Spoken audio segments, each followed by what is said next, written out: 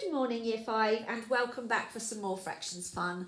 So first of all we'll go through the answers to yesterday. I've got the answers here for you. If you've got a different answer, it could be that you haven't cancelled far enough. So please do go back and check if there are any more common factors and see if you could go a little bit further. If you are having a problem with one of them or you're not sure, please upload your work and one of us will try to get back to you.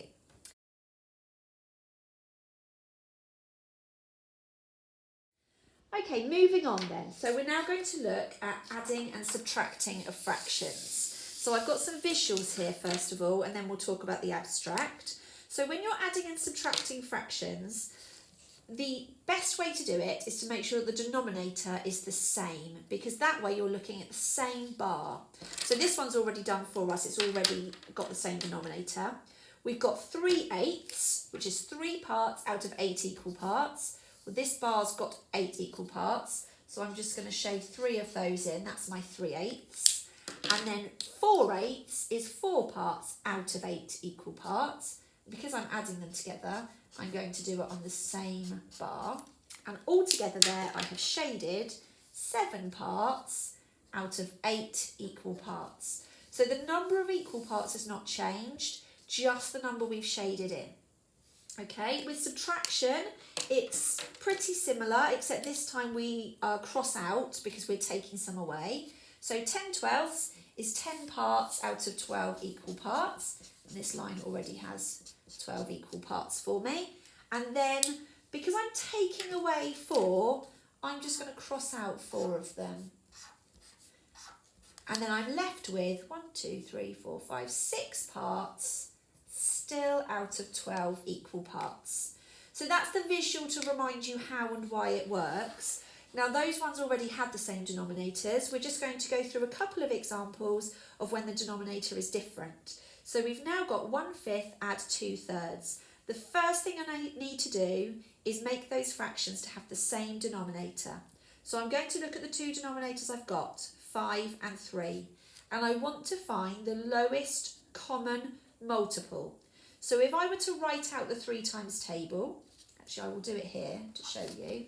If I was to write out the 3 times table, or multiples of 3 here, and then if I was to write out the 5 times table, it's the first number that appears in both. So we can see here, it's 15. So my lowest common multiple is 15.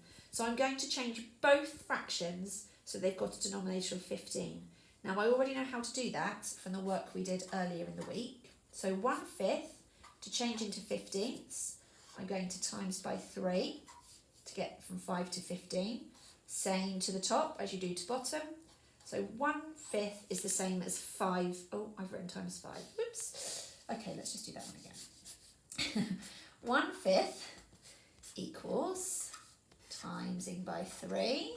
And then we'll times by 3, not 5, Mrs. Brown, to give us 3/15.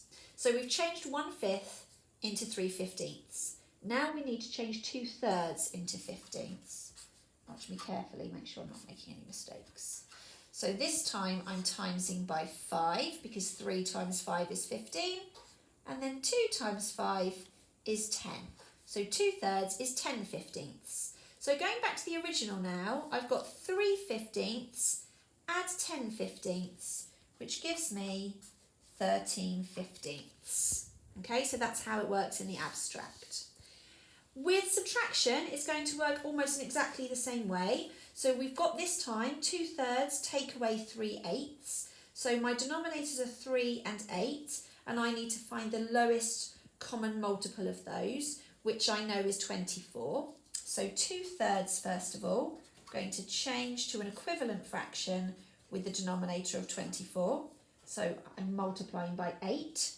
So I've done it to the bottom, I'm going to do it to the top. 2 times 8 is 16. So 2/3 is the same as 16/24.